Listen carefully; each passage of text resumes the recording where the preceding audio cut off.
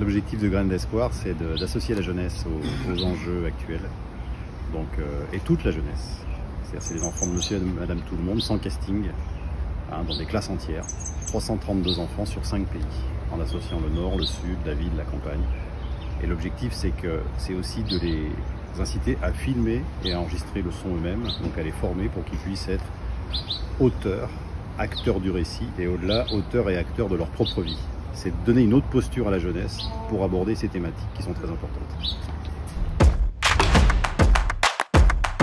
Ce qui nous intéresse dans Graines d'Espoir, c'est de montrer que les solutions viennent des territoires.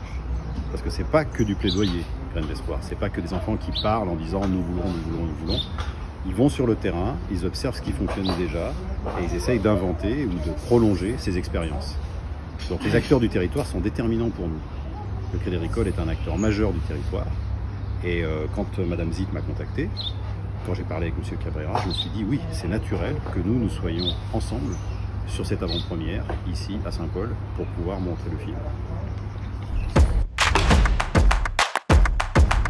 Alors le choix de la Réunion, c'est à la fois affectif, parce que je connais depuis très longtemps, et je suis venu longtemps filmer les ressources, les immenses ressources naturelles pour la télévision, pour Ushuaïa, pour Faut pas rêver, pour des émissions de grande audience.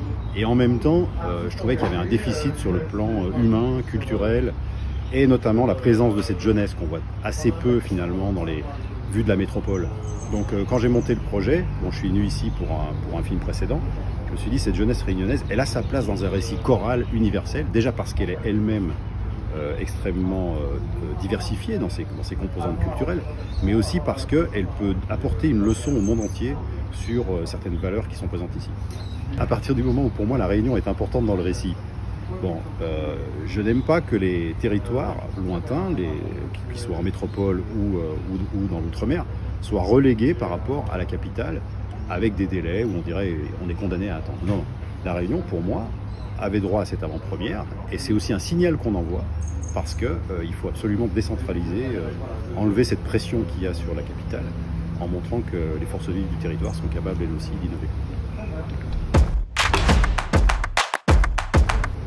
Le message à retenir de Graines d'Espoir, c'est difficile pour moi de le délivrer, parce que ce serait, à mon avis, déplacé.